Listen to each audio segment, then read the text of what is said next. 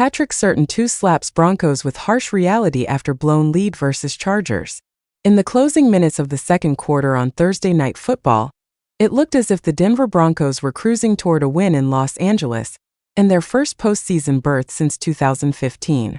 The Broncos had already hung 21 points on the Chargers, the league's third-best scoring defense, and were about to take an 11-point lead into the halftime locker room.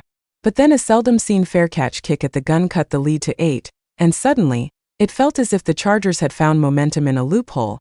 The Broncos were outscored 21-6 in the second half, and dropped a crucial matchup to their AFC West rival 34-27 on what could have been a night that fans in the Mile High City celebrated a return to the playoffs. Instead, a stunning loss has forced the Broncos to look inward and evaluate what went wrong at SoFi Stadium on Thursday night. "We can't allow ourselves to relax throughout quarters," Broncos safety Patrick Surtain 2 said after the game, per Greg Beacham of the Associated Press. "I think today was a moment where we realized that we let that one get away towards the end of the second half." Broncos head coach Sean Payton voiced a similar sentiment as Curtin after the loss. "It was disappointing because there was a lot at stake, and we know that," Payton said. "We had a fast start. I was encouraged by that, and then uncharacteristically this season, we didn't finish or play nearly well enough in the second half, both offensively and defensively. Time of possession. The third down numbers.